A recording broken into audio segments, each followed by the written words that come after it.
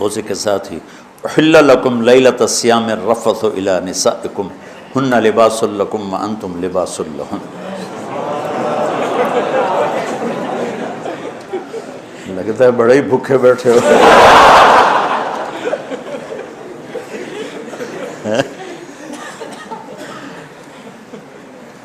یہ تو میرا فیورٹ مضمون ہے نا کہ اللہ فرما رہا ہے کہ تمہاری بیویاں تمہارا لباس ہے، اور اللہ عورتوں سے فرما رہا ہے تمہارے خامن تمہارا لباس ہے۔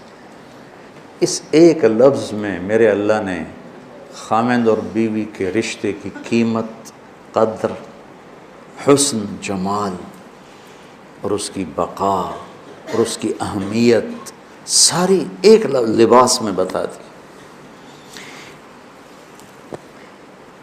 میرے اور لباس کے درمیان کوئی چیز حائل ہو سکتی؟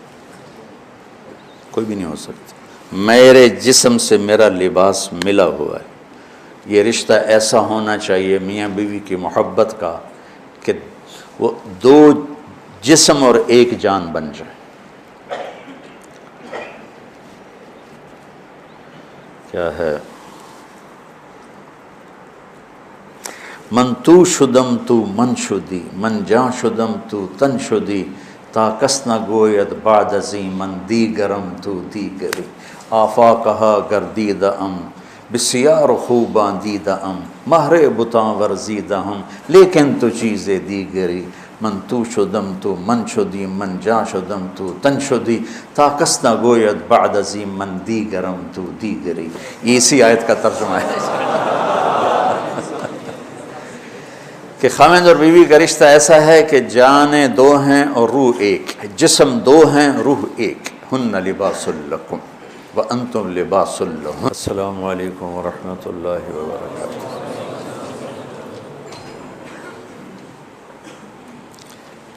بسم اللہ الرحمن الرحیم، الصلاۃ والسلام علی رسولہ الکریم وعلی آلہ وصحبہ اجمعین، اما بعد۔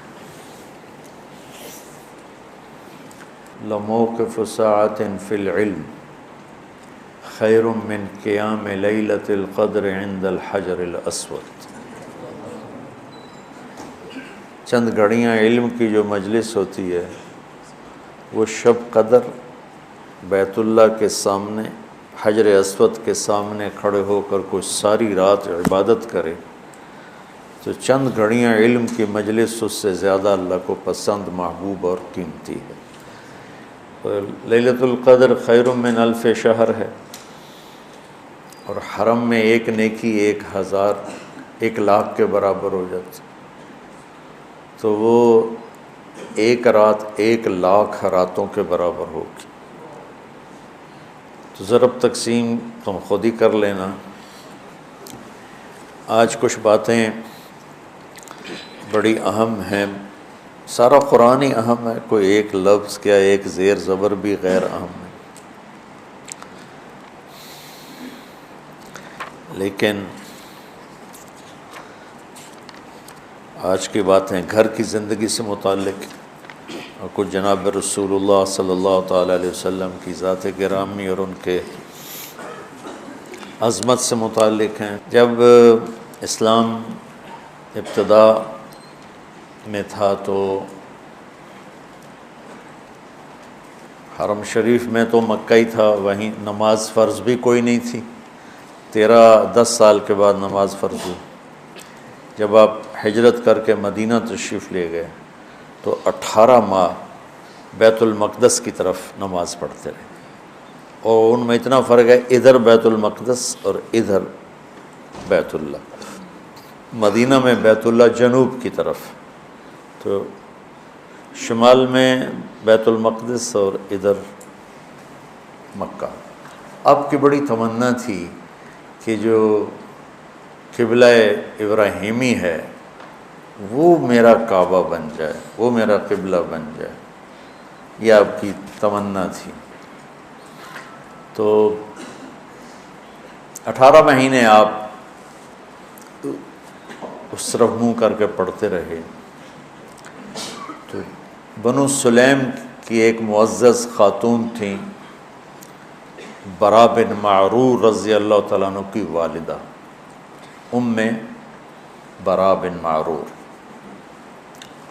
وہ بیمار ہو گئیں، تو ان کا حال پوچھنے کے لیے آپ تشریف لے گئے ان کے محلے میں، وہ تھوڑا فاصلے پہ تھا، پیدل گئے، تو انہوں نے کہا یا رسول اللہ کھانا کھلائے بغیر ہم آپ کو واپس نہیں بھیجیں گے۔ تو ہم نے کہا ٹھیک۔ تو انہوں نے بکرا ذبح کیا، پکایا، تیار کیا، کھلایا، اتنے میں عصر کی نماز کا وقت ہو گیا۔ تو مسجد قبلتین کا نام سنا نا آپ؟ قبلتین، تو آپ حسب دستور شمال کی طرف منہ کر کے کھڑے ہوئے اور 2 رکعت پڑھیں۔ جب آپ 2 رکعت کے تشہد میں تھے تو یہ آیت نازل ہوئی، قد نرى تقلب وجهك في السماء فلنولينك قبلة ترضاها فول وجهك شطر المسجد الحرام وحيثما كنتم فولوا وجوهكم شطره ان الذين اوتوا الكتاب ليعلمون انه الحق من ربهم وما الله بغافل عما يعملون۔ تشہد میں تھے۔ اچھا، ایک تو اس آیت میں جو میرے نبی کی جو شان ہے، ہم دیکھ رہے ہیں اب بار بار آسمان کی طرف نظریں اٹھاتے ہیں کہ کب میرے اللہ کا حکم آئے گا اور میں قبلے کی طرف ابراہیم کے بنائے ہوئے کعبہ کی طرف منہ کروں گا۔ تو قد نرا تقلب وجہک فی السماء، تو اب اس کے بعد اگر اللہ فرماتے فول وجہک شطر المسجد الحرام، تو میرے محبوب اب آپ اپنا چہرہ بیت اللہ کی طرف پھیر دیں، تو کوئی کمی ہے مضمون میں؟ سری ماری جاندے یوں تو نہیں کیا جاتا۔ میں نے تو شاید زبان سے بتا تم یوں کر رہے، یہ تو بھینس کرتی ہے یا گائے کرتی ہے یا بیل کرتا ہے۔ اس میں ایک آیت کا اضافہ میرے نبی کی شان بتاتا، قد نرى تقلب وجهك في السماء، ہم دیکھ رہے ہیں، آپ بار بار آسمانوں کو دیکھتے ہیں کہ کب آئے گی وحی، فول وجهك شطر المسجد الحرام، ہم آپ کے اکرام میں کہہ رہے ہیں کہ آپ اپنا چہرہ ادھر پھیریے۔ اس کے بیچ ایک آیت آئی ہے فَلَنُوَلِّيَنَّكَ قِبْلَةً تَرْضَاهَا، میرے محبوب ہم ضرور آپ کا رخ ادھر پھیریں گے جس پر آپ خوش ہو جائیں گے، راضی ہو جائیں گے۔ کمال، اللہ ساری دنیا سے کہتا ہے مجھے راضی کرو، اور خود کہتا ہے میرے محبوب میں نے آپ کو راضی کرنا ہے۔ کیا کمال، کیا کمال، کیا بلند ہستی ہیں۔ اسی سے ہی میں پوری امت باغی ہوئی بیٹھی، ساری امت بغاوت۔ تو اس میں میرے نبی کی شان بڑی بلند ہو کے آئی ہے کہ اللہ آسمانوں سے فرما رہے ہیں کہ ہم میرے محبوب آپ کو خوش کر دیں، ہم آپ کو راضی کر دیں، آپ کو وہ قبلہ دیں گے جس سے آپ خوش ہو جائیں گے۔ اور وَلَسَوْفَ يُعْطِيكَ رَبُّكَ فَتَرْضَىٰ، یہ وہاں بھی یہی شان میرے نبی کی ہے کہ اللہ تعالیٰ فرما رہے ہیں میرے محبوب میں آپ کو اتنا دینے والا ہوں کہ آپ راضی ہو جائیں گے۔ تو بھائیو، جب میرا اللہ اپنے محبوب کی اس طرح عزت احترام کرتا، جبکہ وہ خالق اور وہ مخلوق، یہ عبد وہ معبود، وہ مالک یہ مملوک، اور اللہ آپ سے ایسا پیار عزت اکرام کا معاملہ فرما رہا ہے۔ ہم تو آپ کی امت ہیں، سیرت کی زندگی پڑھو اور ہر چیز میں اپنے نبی کی نقل اتارنے کی کوشش کرو۔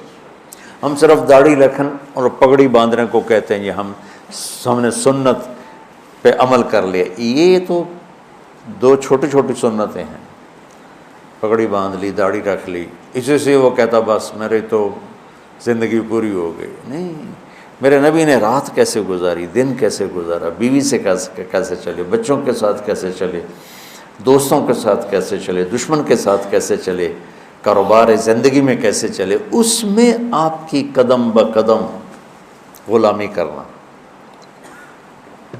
یہ بھی میرے لب کو بڑی پسند ہے، بہت خوبصورت ہے۔ تو ایک آپ سے میں نے یہ بات عرض کرنی تھی کہ ہم مدرسوں میں پڑھ کر بھی اللہ کے نبی کی سیرت سے غافل ہوتے، چونکہ پڑھائی نہیں جاتی، سارا زور فقہ ہی ہے، فقہ ہی ہے، فقہ ہی ہے۔ اور وہ پہلے وہ فارسی سے پہلے بہشتی زیور شروع ہوتا ہے، پھر وہ ہوتی تھی ایک مالا بدھا مینو فارسی کی کتاب، ہم نے تو آپ کو دکھائی بھی نہیں، پڑھانا تو دور کی بات ہے، پھر وہ شروع ہو جاتی ہے۔ اور پھر اس کے بعد ہم نے پڑھی منیت المسلی، پھر نور الازا، پھر قدوری، پھر کنز، پھر شرح وقایا، پھر ہدایہ۔ عقل ہی خشک ہو گئی فقہ پڑھ پڑھ کے۔ تو علم میرے رب کا قرآن ہے اور علم میرے نبی کا فرمان ہے، ان دو ہستیوں کی بات کو لینے میں کوئی حیل و حجت نہیں ہے۔ اس کے بعد سب کا سارے کے سارے صحابہ سے لے کر آخر تک کسی کا قول لیا جائے گا، کسی کا چھوڑا جائے گا۔ رفع یدین کی روایت کرنے والے کتنے صحابہ ہیں؟ شیخ یہ حدیث متواتر، رفع یدین حدیث متواتر 70 صحابہ نے رفع یدین کی حدیث نقل کی، ہم لیتے ہیں؟ نہیں لیتے۔ ہم عبداللہ بن مسعود رضی اللہ تعالیٰ عنہ کی روایت لیتے، یا چند اور صحابہ ہیں۔ تو صحابہ میں بھی بات کسی کی لی جائے گی، کسی کی چھوڑی جائے گی۔ اور مسح علی الجوربین کتنے صحابہ سے مروی ہے، ہم نے کوئی لی ہے؟ ہم موضع پر مسح کرتے ہیں۔ یہ میں آپ کو مثال دے رہا ہوں۔ قرات خلف الامام کی کتنے صحابہ راوی ہیں، ہم نے نہیں لی، ہم دوسرے کہ اس کے ہیں وَإِذَا قَرَأَ فَأَنصِتْ، اس کا پتہ نہیں راوی کون ہے، ہم نے وہ لے لی ہے۔ تو صحابہ کی بھی صرف دو ہستیاں ہیں، اللہ اس کا رسول، جو کہہ رہے ہیں ٹھیک، مَا آتَاكُمُ الرَّسُولُ فَخُذُوهُ وَمَا نَهَاكُمْ عَنْهُ فَانْتَهُوا، روک دے رک جاؤ، کہے کر دو، یہ اللہ اس کے رسول کی شان ہے، باقی سب کل پر یہ قانون لاگو نہیں ہوتا۔ تو ہمارا علاقہ چونکہ ہندوؤں سے مسلمان ہوا، اور ہندو میں دیوتا ہوتے تھے، اوتار ہوتے تھے، برہمن ہوتے تھے، اور ان کے بڑے بڑے وہ پروہت ہوتے تھے، تو وہ تقریباً ہندو ان کو خداؤں کے قریب لے جاتے تھے، بلکہ وہی ان کے بھگوان ہوتے تھے۔ ہم اس معاشرت سے اسلام میں آئے، ہم نے یہاں اپنے بزرگوں کو، اولیاء کو اس طرح مان لیا جیسے نبی ہوتے ہیں، کہ جیسے نبیوں سے کوئی خطا نہیں ہوتی، ان سے بھی کوئی خطا نہیں ہوتی، جیسے نبی کی بات پتھر کی لکیر ہے، ان کی بات بھی پتھر کی لکیر ہے، پتھر کی لکیر صرف میرے نبی کی بات ہے، اور پتھر کی لکیر صرف میرے اللہ کی بات ہے، ان دونوں کی عظمت اپنے دلوں میں اتارو۔ تو اللہ کو پڑھنا ہے تو قرآن پڑھو، کہ میرا اللہ قرآن میں اپنے آپ کو کیسے بتاتا ہے۔ نبی کو پڑھنا ہے تو سیرت پڑھو، تاکہ آپ کے سامنے میرے نبی کی خوبصورت زندگی آئے اور آپ کو پتہ چلے زندگی گزارنے کیسے ہے۔ نیت کرتے ہو نا؟ یہ ایک بات تھی میرے اس میں، اسی سے متعلق پھر یہ بات آ گئی، وَإِذَا سَأَلَكَ عِبَادِي عَنِّي فَإِنِّي قَرِيبٌ أُجِيبُ دَعْوَةَ الدَّاعِ إِذَا دَعَانِ فَلْيَسْتَجِيبُوا لِي وَلْيُؤْمِنُوا بِي لَعَلَّهُمْ يَرْشُدُونَ، کہ اللہ تعالیٰ کہہ رہا ہے میرے بندے کن سے مانگ رہے ہو؟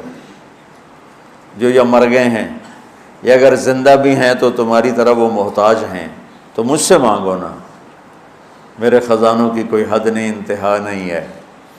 وہ ہمارے ماحول میں، دیہاتوں میں، وہ پیر سائیں رب ساڈی سندا نہیں، تواڈی موڑدا نہیں، کوئی میرا مینوں پتر لے دیو، بیچارے سیدھے سادے۔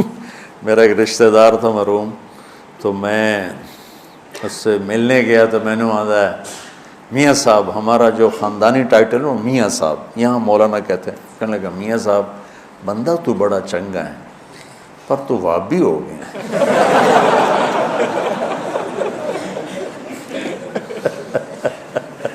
میں کیا وہ میں کیویں وابی ہو گیا کہ تو پیرانوں نہیں مننا. میں کہتے ہیں میرا تو اپنا پیر ہے قادری سلسلے دا, میں تو وہ ہاتھ تے بیعت ہوئے ہاں. اسی پیرانوں مننے آئے پر اے نہیں ہے بھائی پیر پتر دے وے, پتر اللہ دیندا کہ لا یہ تا گل ہوئی. ہر پیر دا رب کوٹا بنایا وہ اپنے کوٹے چو لے کے دے دیندا.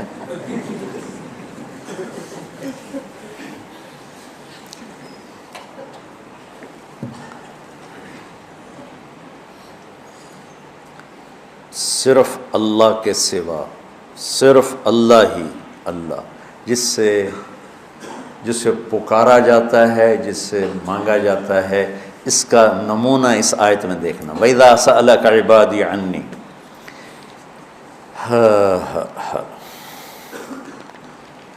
جب میرے بندے میرے بارے میں آپ سے پوچھیں تو میں بہت قریب ہوں. پکارنے والے کی دعا کو پر جواب دیتا ہوں جب وہ مجھے پکارتا ہے. لہٰذا تم میری پکار پہ لبیک کہو, مجھ پہ ایمان لاؤ, ہدایت پاؤ گے. یہ تو اس کا سادہ سا ترجمہ ہے, لیکن جو اس میں حسن ہے وہ وَإِذَا. اذا کا مطلب ہے میرے بندو مجھ سے مانگنے کے لیے کوئی ٹائم مقرر نہیں ہے. دن رات, صبح شام, اندھیرا اجالا, گرمی سردی, مشرق مغرب. وَإِذَا, جب جس موقع پر جیسے پکارو گے, زبان سے, آنکھوں سے, آنسوؤں سے, دل کی دھڑکنوں سے, اندر کے غم اور دکھ سے, جس طرح بھی مجھے پکارو میرے بارے میں. وَإِذَا, ان نہیں اذا, جب بھی میرے محبوب سألک آپ سے پوچھیں. عبادی پہلے, عنی بعد میں, حالانکہ اللہ کی شان کے مطابق ہونا چاہیے. وَإِذَا سَأَلَكَ عَنِّي عِبَادِي, جب میرے بارے میں میرے بندے آپ سے پوچھیں. اور اللہ یہاں عبادی کو پہلے اور اپنی ذات کو بعد میں, اور عبادی محبت کا لفظ, میرے بندے. سبحان اللہ, مومنین نہیں کہا, مسلمین نہیں کہا, عبادی میرے بندے. وہ سبھی اللہ کو یا عبادی الذین اسرفوا علی انفسہم. تو کتنے دفعہ قرآن میں یا عبادی, تو عباد میں سارے آ گئے. تو اللہ کہہ رہا ہے میرے محبوب جب میرے بندے, کیا محبت ہے اس, میرا لال, میرا بیٹا, میرا جگر, موت کو دیکھتی ہیں. اور جب وہ ناراض ہوتے ہیں تو پھر دفعہ دور ہو جا کتا کمینہ میری نظروں سے. اب اور کیسٹ چل پڑی. تو جب وہ کیسٹ محبت کی ہوتی, میرا میرا ایسے وہ رگڑ کے کہتی ہے کہ اندر سے اس کے جگر سے نکلتا ہے میرا لال, میرا بیٹا. اور یہاں اللہ کہہ رہا ہے میرے بندے, او ہو میرے بندے. کیا پیار ہے, صرف عبادی کا مزہ لیتے رہو. میں تو تمہاری طرح بلاغت نہیں پڑھا ہوں.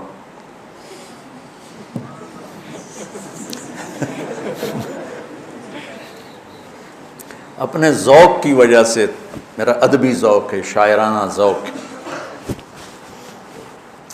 لگ رہا ہے میرے بندے. میں اس میں لہجے کو میٹھا بنانے کی کوشش کر رہا ہوں. کہاں میرے رب کا لا محدود لہجہ, کہاں میری, لیکن میں اس کو مٹھاس کو پیش کرنے کی کوشش کر رہا ہوں. میرے بندے, محسوس ہوگا نا میرے بندے, تو لگتا ہے کوئی بڑا طاقتور جابر حاکم اپنے غلاموں سے بات کر رہا ہے. عباد غلام, لیکن میرے بندے, محبت دے رہا ہے. الفاظ میں, لفظ میں کیا محبت ہے کہ میرے بارے میں پوچھ رہے ہیں, میرے بارے میں. اچھا قرآن میں نا یسألونک کے ساتھ آیا, یسألونک, اے میرے محبوب یہ آپ سے پوچھتے ہیں عن المحیض, محیض کے بارے میں. قل, آپ کہیے ہوا اذا.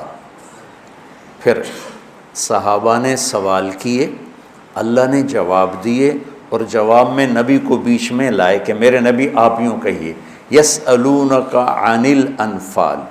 یہ کہتے ہیں انفال مال غنیمت کا ہے, قل میرے حبیب آپ کہیے الانفال للہ ولرسولہ، یسألونک عن الاہلہ، یہ اہلہ کے بارے میں سوال کرتے ہیں، قل کہیے میرے محبوب ہی مواقیت للناس، یسألونک ماذا ینفقون، یہ آپ سے سوال کرتے ہیں کیا خرچ کریں، قل العفو، میرے محبوب آپ فرمائیے زائد۔ یہ طرز قرآن کا سمجھ میں آ گیا۔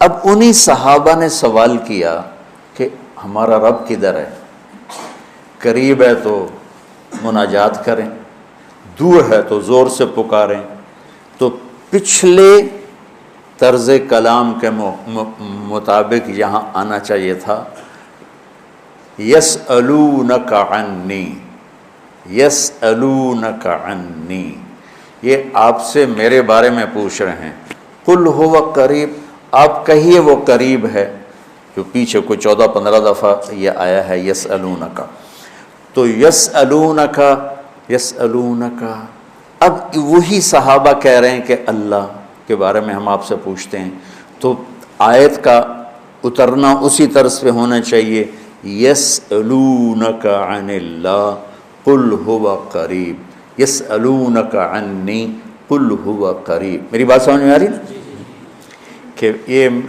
میرے محبوب آپ سے پوچھ رہے ہیں میرے بارے میں، تو آپ کہیے وہ قریب ہے، لیکن یہاں سارا جملہ تبدیل کر دیا، سارے جملے کی کیمسٹری تبدیل کر دی، وَإِذَا، وہاں اذا نہیں، یسألونک، یسألونک کا مطلب ہے کہ اس وقت یہ جواب ہے، آئندہ اس میں تبدیلی آ سکتی، اور اذا سأل کا مطلب ہے کہ اب جو جواب آئے گا ہمیشہ کے لیے آئے گا، اس میں کوئی تبدیلی نہیں ہو سکتی۔ وَإِذَا اور یسألون، جب یہ میرے بندے میرے بارے میں پوچھیں تو آگے اللہ نے کہنا تھا کہیے میں قریب ہوں، اللہ کہتا ہے فإنی قریب، میں قریب ہوں۔ میں پوچھتا ہوں کہ بھائی مولانا زبیر صاحب کدھر ہیں، تمہارا نام کیا ہے؟ میں کہتا ہوں سعید، مولانا سعید صاحب، مولانا زبیر صاحب کدھر ہیں، تو آپ کہیں گے جی وہ بیٹھے ہیں، ٹھیک ہے۔ میں پوچھتا ہوں کہ مولوی سعید صاحب مولانا زبیر صاحب کدھر ہیں، آپ کے بولنے سے پہلے وہ خود بول پڑتے ہیں کہ جی میں یہاں ہوں، تو کوئی فرق ہے ان دونوں چیزوں میں؟ انہوں نے میری بات کو عزت دی ہے کہ آپ کے بولنے سے پہلے خود بول پڑے میں موجود ہوں، میں ہوں۔ شیخ رمزی ہوتے تو زیادہ سمجھا سکتے، اب میرے جو اندر احساسات ہیں میرے پاس آگے الفاظ کوئی نہیں۔ اللہ تعالیٰ فرما رہے ہیں کہ جب میرے بندے میرے بارے میں آپ سے پوچھیں، تو ایک دم اللہ نے کلام کی شکل بدلی، کہ میرے حبیب آپ پیچھے ہٹ جائیں، اس کا جواب میں خود دوں گا، کہ میرے بندہ تیرے پاس ہی تو ہوں، تیری شارک سے زیادہ تیرے قریب ہوں۔ اللہ نے اپنے حبیب کو بیچ میں نہیں شامل کیا کہ میرے محبوب آپ پیچھے ہو جائیں۔ مجھے یہ جواب اتنا پسند آیا ہے کہ میں چاہتا ہوں کہ آپ کی جگہ میں خود جواب دوں، میرے بندوں میں تمہارے پاس ہوں، تمہاری شارک سے زیادہ قریب ہوں، تم سے دور نہیں ہوں، اینما تولوا فثم وجہ اللہ، میں تم سے دور نہیں ہوں، میں تمہارے پاس ہوں، تمہاری شارک سے زیادہ قریب ہوں، اور قدم قدم میری معیت تمہارے ساتھ ہے۔ مجھے پکارنے کے لیے زور لگانے کی ضرورت نہیں ہے، عربی کی ضرورت نہیں ہے، جس زبان میں پکارو گے وہ سنے گا۔ آگے کہتا ہے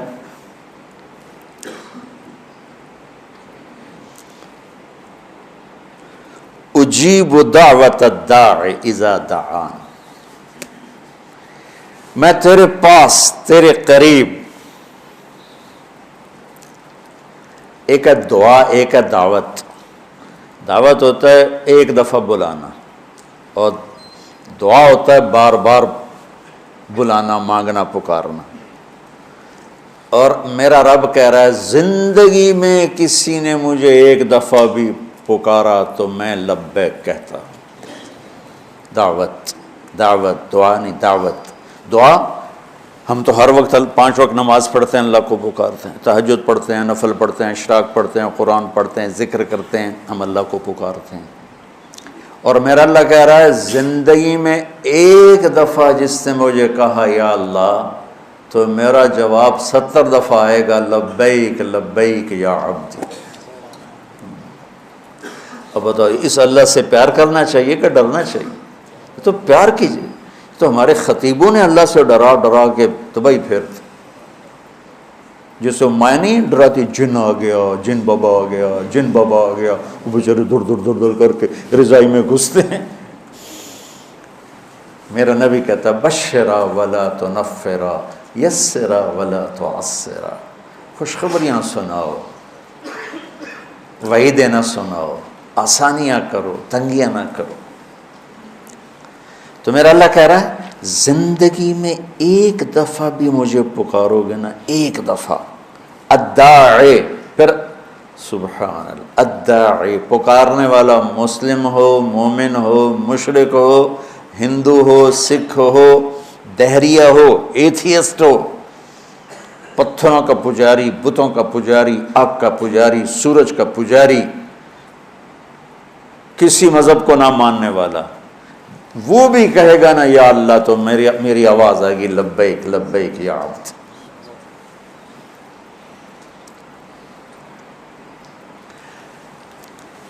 بچہ اب گھروں میں بچہ ماں سے کہتا اماں، وہ کہتی جی جی میرا لال،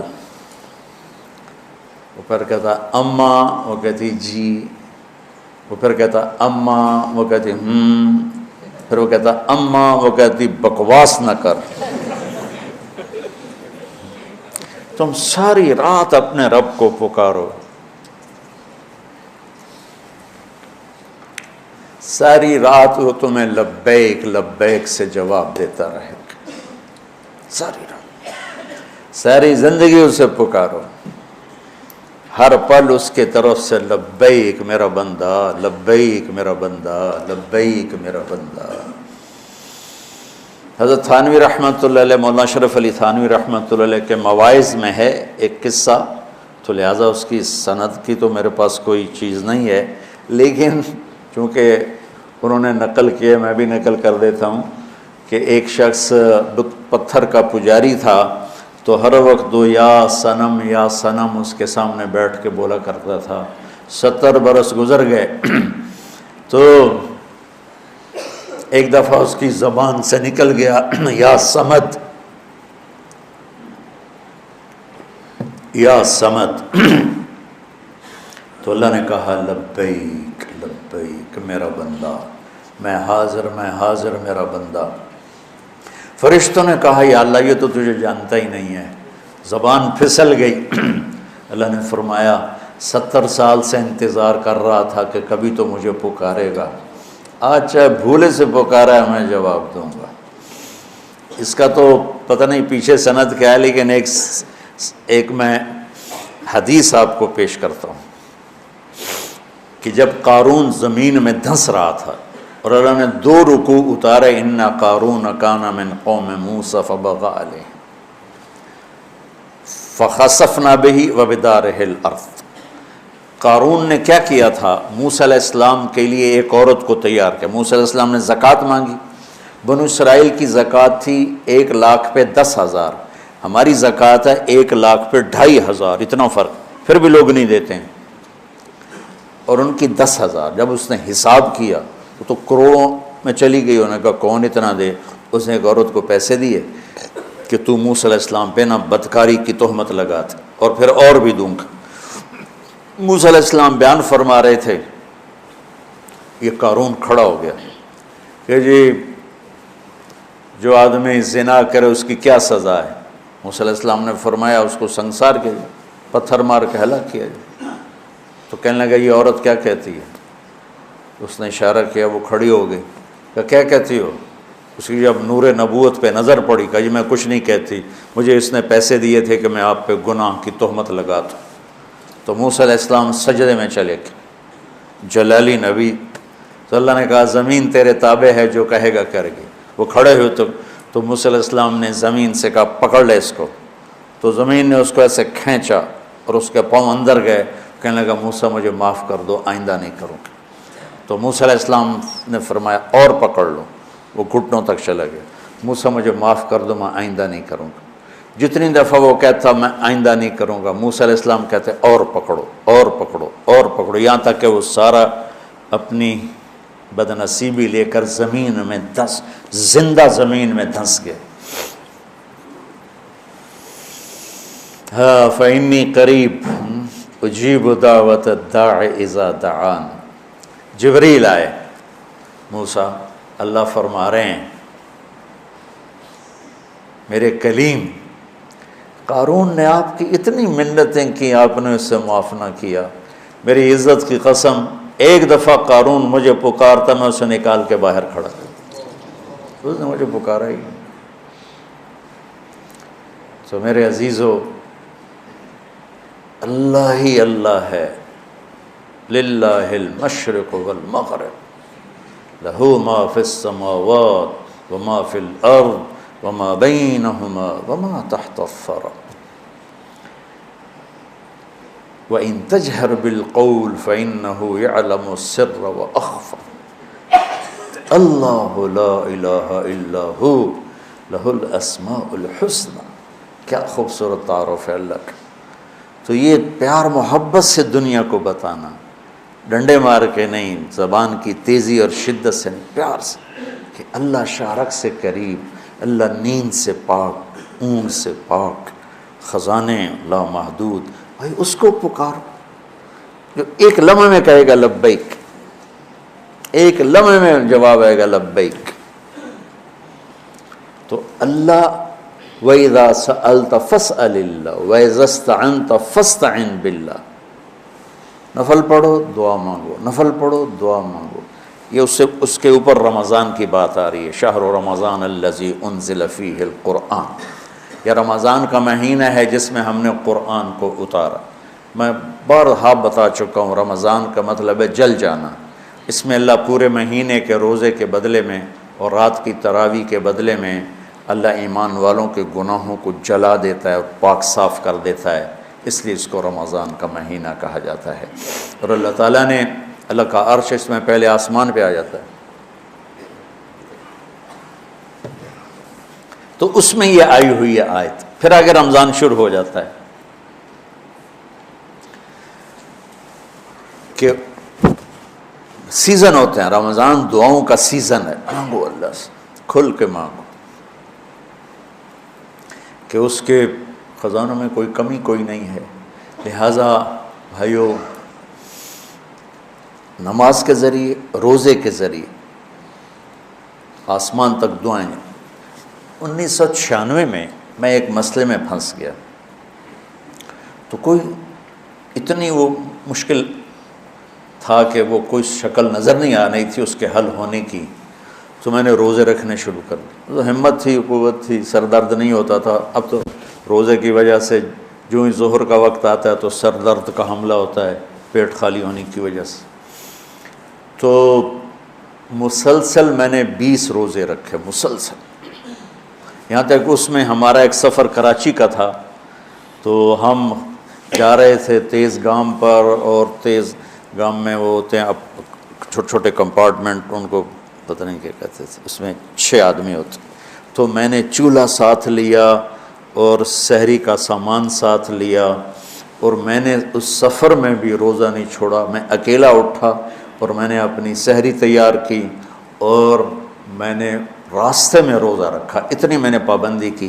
21واں روزہ میں رکھنے نہیں پایا کہ اللہ نے میرا وہ کام کر دیا.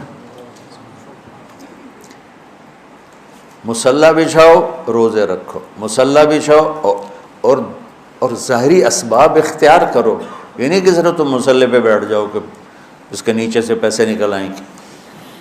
ہمارا ایک ساتھی تھا، وہ یقین کی باتیں سن سن کو اس نے ایک پتھر اٹھا کے نا بستر میں رکھ لیا، اور روزانہ تہجد میں کہتا بنگالی تھا، یا اللہ اس پاتھر کو سونا بنا دے، یا اللہ اس پاتھر کو سونا بنا دے. وہ 4 مہینے لے کے پھرتا رہا، وہ پاتھر سونا تو بنا نہیں، پھر اس کو پھینک دیا.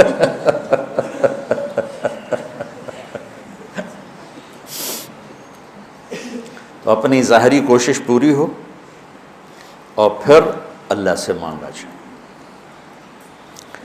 تو روزہ ایک اور واقعہ یاد آ گیا، میہ فارقین شام کا شہر تھا اور اس کا قلعہ تھا پہاڑ پر، 1 سال صحابہ اس کا محاصرہ کر کے پڑے رہے، خالد بن ولید جیسے فتح نہیں ہو سکا۔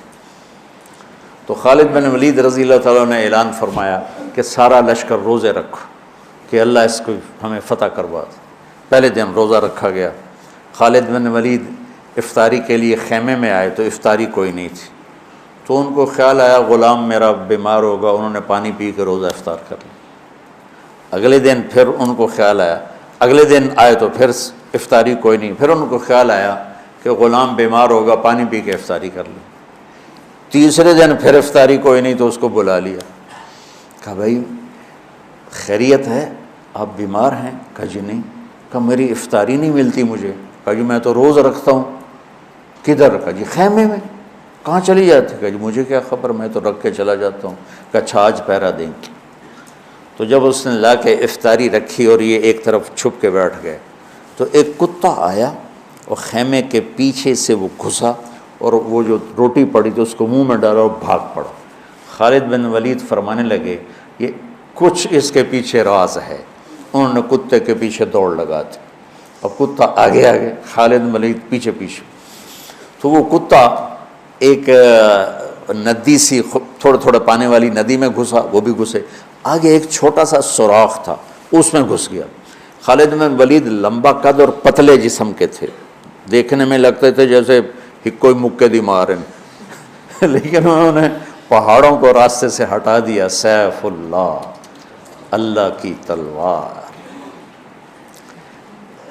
زید بن، آپ نے موتا کا لشکر بھیجا تو آپ نے کہا تمہارے امیر ہیں زید بن حارثہ، یہ شہید ہو جائیں تو پھر جعفر ہیں آپ کے چچا زاد، یہ شہید ہو جائیں تو پھر عبداللہ بن رواحہ، یہ شہید ہو جائیں تو پھر جس کو چاہو امیر بنا لینا۔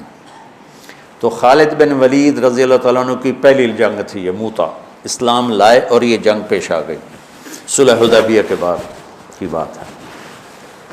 تو یہ موتا اردن میں ہے، میں وہاں 2 دفعہ گیا ہوں۔ زید بن حارثہ شہید ہو گئے تو جعفر تیار کیوں کہتے ہیں ان کو؟ کہ ان کو جھنڈا پکڑا تو انہوں نے ہاتھ کاٹ دیا، تو انہوں نے دوسرے ہاتھ میں لے لیا، انہیں وہ ہاتھ کاٹ دیا، تو کٹے ہاتھوں سے جھنڈے کو یوں چمٹا لیا، انہیں پیچھے سے کاٹ دیا تو جھنڈا گر گیا۔ تو اللہ کے نبی مسجد نبوی میں بیٹھے ہوئے تھے اور فرما رہے تھے زید آگے بڑھ رہا ہے اور قتال کر رہا ہے اور وہ قتل ہوا اور وہ گیا جنت میں۔ پھر آپ نے فرمایا اب جھنڈا جعفر نے اٹھایا ہے اور وہ آگے بڑھا ہے، اس کے دونوں ہاتھ کٹے اور وہ گرا اور وہ گیا جنت میں، اور اس کے دونوں ہاتھوں کے بدلے میں اللہ نے جعفر کو 2 پر دے دیے ہیں جس سے وہ جنت میں اڑتا پھرتا ہے، اس لیے ان کو کہتے ہیں جعفر تیار۔ یہ اللہ کے نبی کی خوشخبری تھی کہ جعفر کو اللہ نے 2 پر دیے ہیں جس سے وہ جنت میں اڑتا پھرتا ہے۔ پھر آپ نے کہا اب جھنڈا اٹھایا عبداللہ بن رواحہ نے، وہ آگے بڑھا، قتال کیا، قتل ہوا، اور تھوڑے لمحے کے بعد فرمایا وہ گیا جنت میں، جھنڈا گر گیا، اب کوئی اٹھانے کی ہمت نہیں رکھتا۔ تو ثابت بن اکرم ایک انصاری صحابی ہیں، انہوں نے جھنڈا اٹھایا، کبھی جھنڈا پکڑو، ہاتھ سے نکل رہی ہے جنگ۔ تو لوگوں نے کہا تو ہی پکڑ لے، تو بدری آدمی۔ ثابت بن اکرم بدری صحابہ، کہا بھائی میرے بس کا نہیں ہے، کسی اور کو پکڑاؤ۔ تو افرا تفری میں کس کے منہ سے نکلا خالد کو پکڑاؤ، وہ نہیں پتہ چلا، شور شرابہ تھا، تو کسی نے کہا خالد کو پکڑاؤ۔ یہ کہنا تھا کہ سب نے کہا خالد کو دو۔ اب اللہ کے نبی خاموشی سے اوپر دیکھ رہے ہیں، ایسے سامنے سناٹا ہے اور ادھر یہ ہو رہا ہے، تو آخر سب نے کہا خالد تو جھنڈا اٹھا۔ وہ کہنے لگے میں تو نیا مسلمان ہوں اور میری پہلی جنگ ہے، بابا کسی پرانے آدمی کو دو۔ تو سب کہیں تو ہی لے۔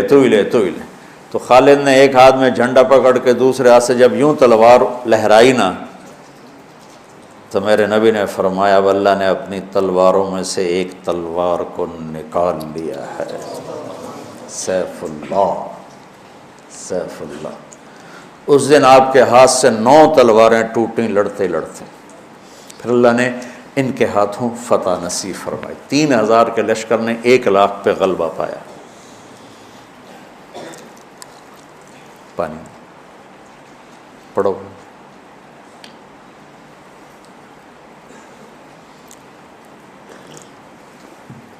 تو وہ اس سوراخ میں گھس گئے تھے، پتلے تو چلتے رہے سے رینگتے وہ سوراخ قلعے کے اندر جا کے کھلا۔ اللہ نے روزے کی برکت سے ایک کتے کے ذریعے سے راستہ دکھا دیا۔ تو حضرت خالد بن ولید نے کہا بھائی 100 آدمی تیار ہو جاؤ، پتلے پتلے، آج رات فتح ہے انشاءاللہ۔ تو ان کو لے کے گھسے، صرف 88 اندر جا سکے، 12 ذرا تھوڑے سے ہیوی تھے وہ نہیں گھس سکے، تو 88 آدمیوں کو لے کر وہ اس سوراخ میں سے رینگتے ہوئے قلعے میں داخل ہوئے اور جا کے حملہ کیا، اور اللہ نے دروازہ کھول دیا، اللہ نے فتح نصیب فرمائی۔ تو روزہ اور نماز دنیا اور آخرت کے کام بنانے کا وسیلہ اور ذریعہ ہے، اگر ہم اس کو یقین کے ساتھ کریں۔ جب مشکل پیش آئے اپنا ظاہری سبب بھی اختیار کرو اور نماز بھی پڑھو۔ 1984 میں ہمیں 3 سال نقصان ہوا، 81 82 83، بارش ساری کپاس ریزہ ریز۔ اب ذمہ داروں کے پاس کوئی جمع پیسہ تو ہوتا نہیں ہے، تو قرضے چڑھ گئے اور ڈر لگا کہ اب شاید کوئی زمین بیچ کے اتارنے پڑیں گے۔ تو میں رائمنڈ سے مجھے بیماری کی وجہ سے چھٹی ملی تھی، میں گھر پر تھا، میں نے ابا سے کہا اس دفعہ میں کپاس کی کاشت کرواؤں، تو کہنے لگے بیٹا کروا لو۔ تو کپاس میں پھر سارے جو تھے اس زراعت کے ماہرین ان کو لے کر ان کے ساتھ کرتے اللہ نے اس کو پورے علاقے کی سب سے خوبصورت کپاس بنا دی۔ اب مجھے کسی نے کہا اس پر نا سپرے میں 1 کلو یوریا ڈال کر نا پر ایکڑ 1 کلو یوریا کا سپرے کر لو پانی کے ساتھ اور دوا کے ساتھ۔ میں نے کہا اس سے کیا ہوگا؟ کیسے پتوں پر ڈائریکٹ جب پڑے گی نا کھاد تو وہ جلدی سبز ہو کر۔ میں نے کہا ٹھیک ہے۔ وہ مجھے یاد نہ رہا، میں نے 1 کی بجائے 5 کلو ڈال دی۔ اچھا، شام کو ہم اپنے تایا مرحوم کے ڈیرے میں اکٹھے بیٹھے تھے، تو وہ میری کپاس کی بڑی تعریف ہو رہی تھی، تو میں نے کہا میں نے آج ایک کام اور بھی کیا ہے، یہ عشاء کے بعد کی بات۔ کہنے لگے کیا کیا؟ میں نے کہا میں یوریا کھاد دا سپرے ٹھوک دیتا ہے۔ میرے تایا زاد میاں لیاقت صاحب ماشاءاللہ حیات ہیں، کہنے لگے کتنی کھاد پائی ہے پر ایکڑ؟ میں کہ 5 کلو۔ کہ مولوی دا مولوی رہ گیا نا، اے صبح تائیں ساری سڑ جاونی۔ میں کہ کیوں؟ کہ یوریا تو 5 گنا زیادہ پاتا ہے، اے ساڑ دیندہ پتیاں نوں۔ میں کہ ہن کی کراں؟ کہنے لگے پانی دا سپرے کرا۔ میں کہ راتی کتھوں کراواں؟ ہور کوئی دسو؟ کہ ود بارش ہو جاوے۔ میں گھر جا رہا تھا نا ڈیرے سے، تو میں واپس مسجد چلا آیا۔ میں کہا اللہ میری عزت رکھ، ستمبر کا مہینہ تھا، بارشیں ختم ہو گئی تھی۔ میں کہا جی تو راتی بارش نہ کیتی نا تو میں بڑا بدنام ہو جاؤں، ساری میری کیتی کرائی کھو چ گئی، جتنا پیسہ لگایا تھا وہ میرے اپنے ہاتھوں، اور مجھے تانے الگ ملیں گے، مولویوں کو تو دنیا کا پتہ ہے کوئی نہیں، تجھے نمازیں پڑھیا کرو۔ میں کہا یا اللہ میں بڑا ذلیل ہوں گا، مجھے بارش دے دے، تیری بڑی مہربانی۔ تہجد میں گڑ گڑ گڑ گڑ کی آوازیں آئیں، تو میری آنکھ کھلی تو بارش کا ایسے طوفان، میں کہہ رہا کم بن گیا۔ تو فجر کی نماز بڑی مشکل سے میں پہنچا مسجد میں، میں نکلا تو آگے میرا کزن آ رہا تھا، کہنے لگا ساڈا کی قصور ہے؟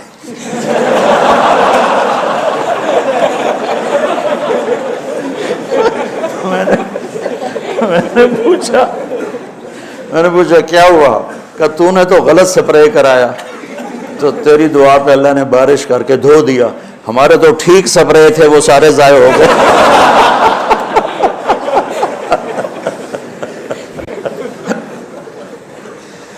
تو بچوں، نماز اور روزہ ظاہری اسباب کے ساتھ بڑی طاقت. نماز سے دل لگاؤ، روزے سے دل لگاؤ. میں بہت روزے رکھتا تھا جب مجھے سر درد نہیں ہوتا تھا، چونکہ مجھے بھوک پیاس مجھے گراتی نہیں تھی نا، مجھے احساس ہوتا تھا. اب جوان ہو. آگے ایک اور بڑا خوبصورت مضمون آ رہا ہے روزے کے ساتھ ہی. احل لکم لیلۃ الصیام الرفث الی نسائکم ہن لباس لکم وانتم لباس لہن. لگتا ہے بڑے ہی بھوکے بیٹھے ہو.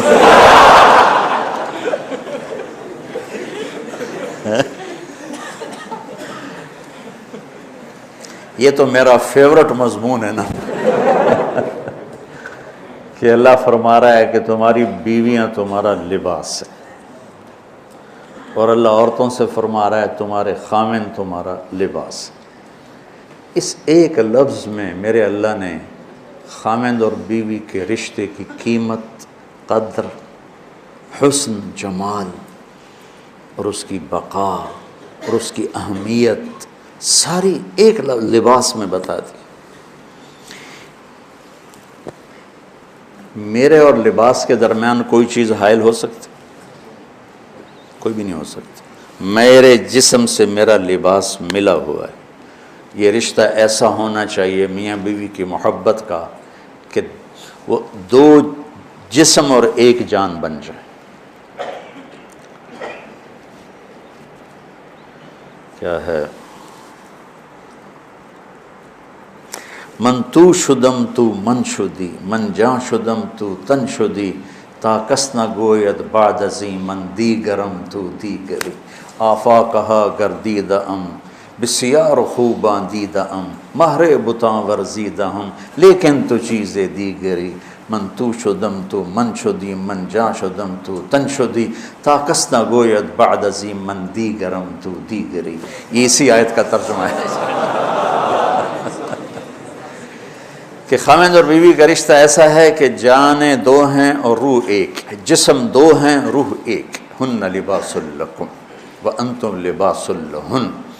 کہ دیکھو مجھے کتنا ہی غصہ چڑھ جائے میں اپنے لباس کو پھاڑوں گا، کتنا ہی غصہ چڑھ جائے اس پر چائے ڈالوں گا، اس کو کینچی سے کاٹ دوں گا، کسی اور کا گریبان میں پھاڑوں گا، اپنا کبھی نہیں. کتنا ہی بیوی پہ غصہ آ جائے یا بیوی کو کتنا ہی خامند پہ غصہ آ جائے، ایسے بول نہ بولے کہ محبت کا لباس پھٹ جائے. محبت ایک نازک سا رشتہ ہوتا ہے، یہ رویوں سے باقی رہتا ہے اور بد اخلاقی سے ختم ہو جاتا.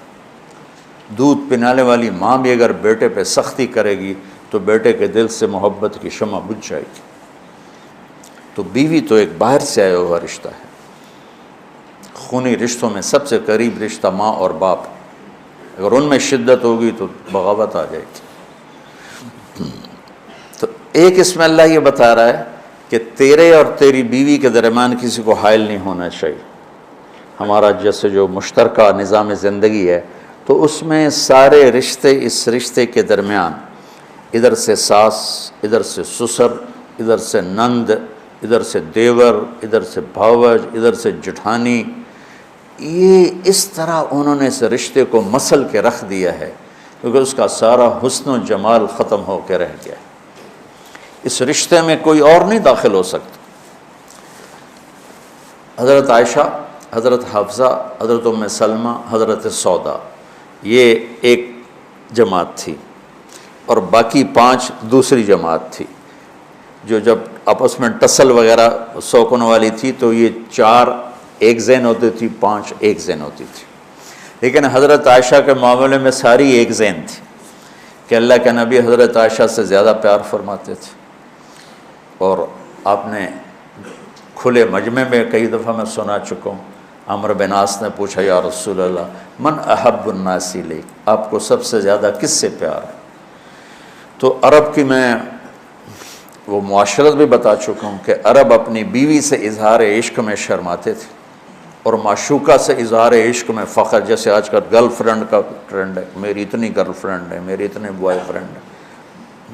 برباد ہوگی ہماری معاشرت، ہمارے بچے بچیاں اس نظام تعلیم نے انہیں تباہ کر کے رکھ دیا، اور انسانیت آنسو بہاتی، جو سود اخلاقی پستی ہے۔ اسلام ایک خوبصورت مذہب ہے، دین ہے، جو صرف نکاح کا رشتہ قائم کرتا ہے لڑکے لڑکی کے درمیان، باقی ہر رشتہ حرام ہے۔ تو انہوں نے کہا یا رسول اللہ آپ کو سب سے زیادہ کس سے پیار ہے؟ آپ نے کہا عائشہ۔ اتنے زور سے کہا کہ سارے مجمع نے سنا۔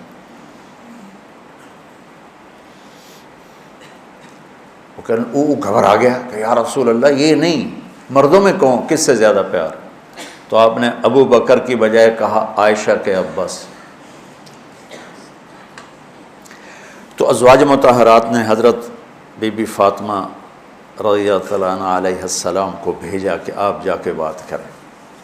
تو وہ تشریف لائیں تو حضرت عائشہ کے گھر کی باری تھی کہ یا رسول اللہ آپ کی بیگمات ابو بکر کی بیٹی کے بارے میں شکایت کرتی، تو آپ نے یہ نہیں پوچھا کیا شکایت کرتی ہیں؟ خامد اور بیوی کے رشتے میں فاطمہ جیسی بیٹی بھی داخل نہیں ہو سکتی۔ آپ نے کہا بیٹی آپ کو یہ پسند نہیں ہے کہ جس سے آپ کا باپ محبت کرے آپ بھی اس سے محبت کریں؟ تو جنت کی سردار خاتون چپ کر کے واپس آ گئے، فرمایا آپ جانو آپ کا کام جانے، میں اپنے ابا سے دوبارہ بات نہیں کروں گی۔ یہ وہ رشتہ ہے۔ اب تم نوجوان ہو، تمہاری شادیاں ہوں گی، تو ساس بہو بڑا خوبصورت رشتہ ہے۔ دیکھو میں نے میری 2 بیٹیاں تھیں، میں نے ان کی شادی کر دی اور میں بیٹیوں سے خالی ہو گیا، تو میں نے اپنے 2 بیٹوں کو شادی کی، 2 بہویں لے کر آیا۔ تو ہم دونوں نے طے کیا کہ ہماری بیٹیاں ہمارے گھر آ گئیں، اب ہم ان سے بیٹی والا سلوک کریں گے۔ جب انہوں نے دیکھا کہ ہم ان کے ساتھ بیٹی جیسا سلوک کرتے، انہوں نے ہمیں ماں باپ بنا لیا، تو وہ ہماری خدمت ہماری بیٹیوں سے بھی زیادہ کر رہے ہیں۔ محبت بہوؤں سے تو نسل چلتی ہے، میری جو نسل چلے گی، میرے بیٹے کی جو نسل چلے گی وہ میری بہو سے چلے گی، تو اسی کو میں زخمی کر دوں تو پھل کیا لگے؟ درخت کو ایک زخم لگ جائے وہ پھل کٹا جاتا، مرجھا جاتا۔ اور یہ جو بچیاں ہیں یہ اپنے ماں باپ کو کھو کے چلی گئیں سسرال کے گھر، اب ان کی ماں اور باپ ان کے ساتھ نہیں ہیں، تو یہ خامند کے ماں باپ کو اپنے ماں باپ بنا لیں، اور خامند کے ماں باپ انہیں اپنی بیٹی بنا لیں، یہ انہیں اپنا ماں باپ بنا لے، تو کتنا یہ محبت کا رشتہ ہے۔ لیکن یہ ٹسل ٹکراؤ کا رشتہ بن کے رہ گیا ہے،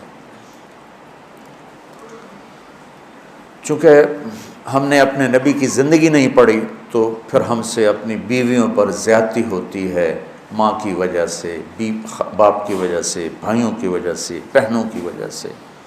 ایک بات بہن کان میں ڈال لیتی ہے، یہ بہن سے رشتہ مضبوط ہے، بیوی سے بھی مضبوط نہیں ہے، تو اسی پہ چل کے اس کی بےزتی ہو رہی ہوتی ہے، اس کو ذلیل کیا جا رہا ہوتا ہے، ماں کچھ کہہ دیتی ہے۔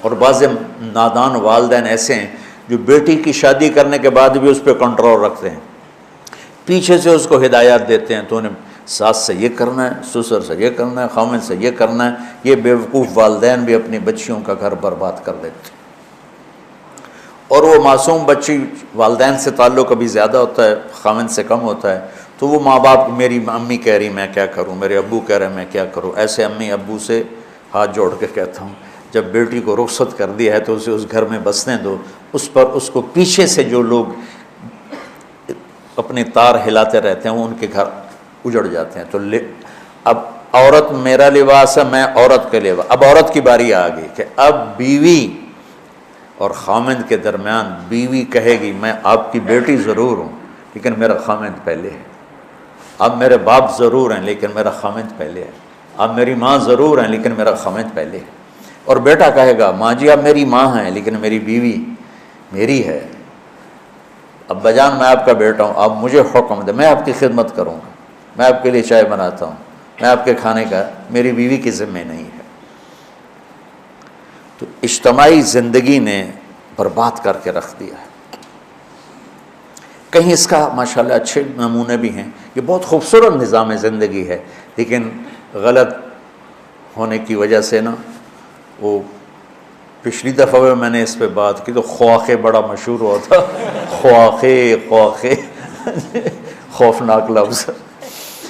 تو حالانکہ یہ رشتے تھوڑی سی سوچ کے ساتھ خوبصورت ہو سکتے کہ جو میرے گھر میں بہو بن کے آئی ہے مجھے باپ بنا لے، اب اس کا باپ تو پیچھے رہے، وہ میری بیگم کو ماں بنا لے، اور میں آنے والی کو اپنی بیٹی بنا لوں، اور میری بیگم اسے اپنی بیٹی بنا لے، تو کتنا خوبصورت رشتہ.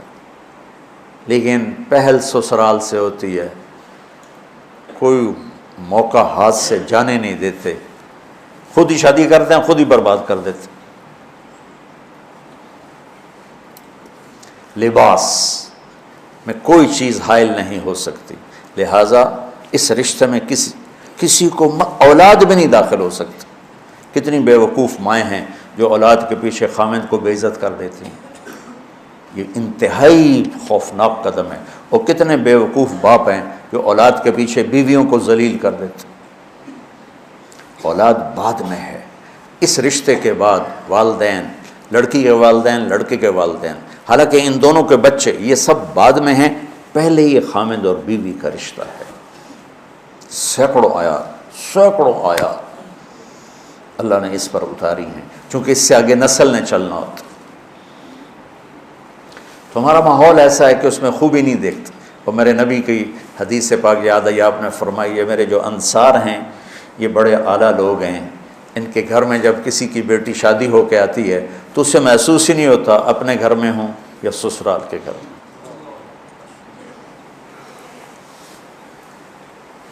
تو میرے عزیزو، یہ بہت لمبی رات ہے، بہت بڑا پہاڑ ہے، یہ اللہ ہی اس کو ہلائے اور ہٹائے تو ہٹائے. لیکن میرے ذمے تو اگرچہ بت ہیں جماعت کی آستینوں میں، مجھے ہے حکم اذان لا الہ الا اللہ.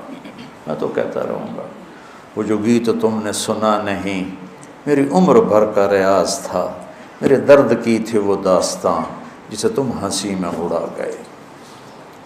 گھر کی زندگی کو کسی نے نہیں میں دعویٰ ایسے، اللہ مجھے معاف فرمائے، میں دعوے کے طور پہ نہیں کہہ رہا ہوں، اللہ کی نعمت کے طور پہ کہہ رہا ہوں کہ جس طرح اللہ نے مجھ سے، میرے ذریعے سے میرے نبی کی گھر کی زندگی کو لوگوں کے سامنے پیش کروایا، یہ پہلی دفعہ ہوا ہے. بس عبادات عبادات عبادات عبادات. تو اب میرے شاگرد ہو، میں چاہتا ہوں آپ کے گھر میں جب کسی کی بیٹی آئے آپ کی بیگم بن کر، آپ کے والدین کی بہو بن کر، تو وہ اسے یوں لگے جیسے میں اپنے ماں باپ کے گھر ہوں. چوتھے دن اس کو تانے ملنے شروع ہو جاتے. میں یہاں اپنے گھر کا واقعہ سناتا ہوں. اللہ تعالیٰ نے مجھے خوشحال کرانا، ہم نے آنکھیں کھولی تو نوکروں کی گودیں، نوکرانیاں، نوکروں کی ایک لائن قطار. اللہ نے میری شادی کرائی، گھر کا کلچر. اور میری والدہ شوق سے کبھی کوئی سالن بنائے تو بنائے، ورنہ نوکرانیاں، نوکر. اس لیے میری ماں کو نہ زیادہ اچھی روٹی پکانی آتی تھی نہ سالن پکانا آتی. ہمیں گزارا ہی کر دیا ہے کہ کرنا ہی نہیں پڑا. اب میری شادی ہو گئی. میری بیگم فیصل آباد سے، شہری لڑکی، ہم دیہات کے جانگلی لوگ، وہ عیدیاں ہمیں نا کہ یہ کیا کہتے ہو، اس کا کیا مطلب، وہ پراؤ راؤ. وہ بیچاری سارا دن گم سم بیٹھی رہے اور مجھے روئے. مجھے تو سمجھ میں نہیں آتا اب لوگ کیا باتیں کرتے. یہ اس کی کیفیت. اور جرگہ بیٹھ گیا. اب ساری بوڑھیاں، چاچیاں، پھوپھیاں، بہنا اکٹھے ہو گئے. مقدمہ کی ہے، تیری ماں سارا دن چولہے تے سڑ دیے تے بیگم تیری پلنگ تے ٹھوکتے بیٹھی ہوندی.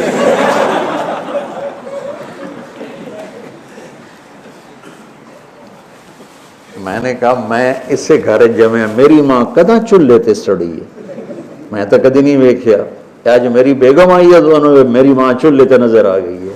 یہ کلچر ہے، یہ ماں. سب کچھ ہوتے ہوئے بھی وہ چونچ لگا رہی ہیں اور وہ نشر لگا رہی ہیں. اس معاشرت کو بدلنا ہے آج. اور پھر لباس کا دوسرا کیا مطلب ہے؟ لباس مجھے خوبصورت بناتا ہے. خاوند بیوی کا رشتہ ایک دوسرے کو خوبصورت بنا دیتا ہے. کبھی اونچ نیچ ہو جائے، جیسے لباس کسی جگہ کیل سے پھنس کے پھٹ جاتا ہے تو ہم اس کو ویسے ہی چھوڑتے کہ فوراً سیتے ہیں. تو کبھی اونچ نیچ لباس میں ہی یہ اشارہ ہے کہ اونچ نیچ بھی ہوگی، سوئی دھاگا لے کے فوراً تم اپنا لباس سیتے ہو. جو بیوی سے ہو یا خامن سے ہو، فوراً اس کو محبت کے سوئی دھاگے سے سی کر ایک کر دو. ہم داغ نہیں لگنے دیتے ہیں. کھانا کھانے سے پہلے یوں آستینیں چڑھا لیتے ہیں کہ کہیں سالن نہ لگ جائے، اور آگے سامنے کوئی تولیہ بچھا لیتے ہیں کہ سالن پہ کوئی چیز نہ لگ جائے.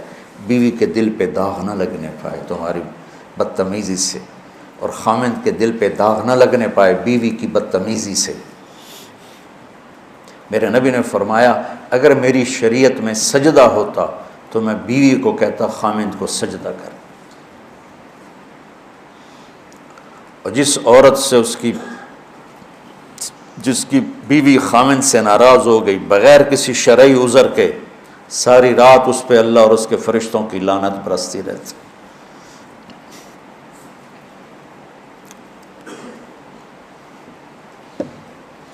پھر لباس کا ایک اور مطلب، جب چھوٹے تھے تو ماں باپ آپ کے لیے کپڑے خرید کے لاتے تھے. اب آپ بڑے ہو گئے ہیں تو آپ اپنی پسند کا لباس خود لیتے، خود خرید. مجھے سفید لباس پسند ہے تو لہذا میں یہی پہنتا ہوں سارا سال، ساری سردیاں، ساری گرمیاں. پہلے جو ماں نے پہنا دیا وہ پہن لیا. اور جب کالج میں گئے تو اپنی پسند کے پہنے، جو بھی پہنے. تو میں 3 پیس سوٹ سلوا کے آیا. شفیق ٹیلرز، مجھے نام بھی یاد آ گیا. 80 روپے میں نے سلائی دی، 80 روپے. تو سارے ہاسٹل میں ہل ہو گئی، وہی 80 روپے دی سوٹ سوا کے لیا. 80 روپے. اب 80 روپے کی تو وہ نالا نہیں ڈالتے. جب اللہ نے اختیار میں دے دیا تو لباس اپنی پسند کا، تو اس لفظ لباس میں اشارہ ہے کہ شادی میں لڑکے لڑکی کی پسند کا خیال کیا جائے. ہم اپنے بڑے بچے اور بڑی بچی کو اپنی پسند کا لباس نہیں پہناتے، ہم ان پہ چھوڑ دیتے ہیں. ایسے ہی لفظ لباس میں اشارہ ہے. اللہ تمہیں کل کو، ابھی تو تم اس گھاٹی سے گزرنے والے ہو، پتہ نہیں تمہارے والدین تمہارے ساتھ کیا کرتے ہیں. تو کل کو اللہ تمہیں صاحب اولاد بنائے تو عام طور پر بیٹیوں سے پوچھنا عیب سمجھا جاتا، اور بیٹی اپنی پسند بتا دے تو مجرم بن جاتی. بیٹا دن رات زنا کرتا ہو کوئی بات نہیں، بچے بیٹی کے منہ سے نکل جائے تو ذبح کر دیتے. یہ کون سی غیرت؟ یہ شیطان ہے. بیٹی بھی تو ایک انسان ہے، اس سے نہیں خطا ہو سکتی.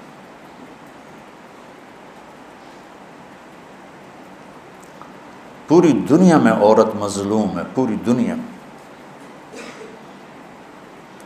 میں اس لیے ان کی بات زیادہ کرتا ہوں. میں کسی کی بیٹی کو گھر لے کر آیا، اس نے میرے لیے ماں چھوڑی، باپ چھوڑا، بھائی اس نے چھوڑے، بہنیں چھوڑی، گھر چھوڑا، عادات چھوڑی، اور میں ایک بول پر اس نے ہاں جی فرمائیے مجھے اب کیا کرنا ہے. تو میں اس کو عزت نہ دوں؟ ہے کوئی انسانیت؟ مارتے ہیں، بری طرح مارتے ہیں. دیہاتوں میں بیویوں کو مار ان کی ٹانگیں توڑ دیتے، چاہے وہ سندھی ہوں، چاہے پنجابی ہوں، چاہے پٹھان ہوں، چاہے بلوچ ہوں. گندی معاشرت. کیوں میرے نبی نے 9 شادیاں کی؟ صرف ہمیں بتانے کے لیے کہ گھر میں زندگی کیسے گزاری جاتی. چونکہ صرف اس کیمرے کے ذریعے بہت سے لوگ سن رہے ہیں، بہت سے گھروں میں سن رہے ہیں، تو اس لیے میں یہ بات آپ کے لیول کے نہیں، والدین کے لیول کی بات کر رہا ہوں کہ والدین کو چاہیے کہ وہ پہلے اپنے بچی سے پوچھیں یہاں کر دیں، آپ کو منظور ہے؟ کہے ٹھیک ہے تو ٹھیک. اور پھر یہ بھی کہتا ہوں کہ اتنے بھی دلیر نہ ہو جاؤ کہ ماں باپ کی رائے کو توڑ کے عدالت میں جا کے شادی کر لو. یہ بھی بہت غلط قدم. شرعاً قانوناً ہو جائے گا لیکن زندگی کانٹوں کی سیج بن جائے گی. ماں باپ کی دعائیں ساتھ نہیں ہوں. اور ماں باپ سے کہتا ہوں کہ یہ ظلم مت کرو کہ اپنی مرضی مسلط کرو، یہ نہ کرو. تو اس خوبصورت رشتے کو اللہ نے لباس کے ذریعے ایسا حسین کر کے پیش کیا ہے کہ سبحان اللہ. اللہ تعالیٰ ہمیں نبی والے اخلاق نصیب فرمائے. سارا قرآن تو شیخ رمضی صاحب بھی بتا سکتے ہیں، مجھے تو جو آیت سوکھی لگتی ہے آپ کو بتا دیتا ہوں. تو اور جو معاشرت سے، جو ضروریات زندگی سے متعلق ہے قرآن کی، وہ آیات جو آج اس وقت ہمیں ان کی طرف توجہ دینے کی زیادہ ضرورت ہے، وہ میں آپ کے سامنے لانے کی کوشش کر رہا ہوں. آپ کی طفیل کوئی ذرہ علم اللہ مجھے بھی نصیب فرما دے. اللہم لک الحمد کما انت اہلہ وصلی علی محمد کما انت اہلہ وفعل بنا ما انت اہلہ انک اہل التقوی و اہل المغفرہ. اللہم وفقنا لما تحب و ترضى واجعل آخرتنا خیرا من الاولی. لک فضللنا وعلى صالح الاخلاق فقومنا. لک فضللنا وعلى صالح الاخلاق فقومنا. لک فضللنا وعلى صالح الاخلاق فقومنا. وإلى الناس فلا تكلنا من سيء الأخلاق وجنبنا. اللهم حسنت خلقنا فحسن خلقنا. اللهم ألف بين قلوبنا وأصلحنا وأصلح ذات بيننا. ربنا تقبل منا صيامنا وقيامنا برحمتك يا أرحم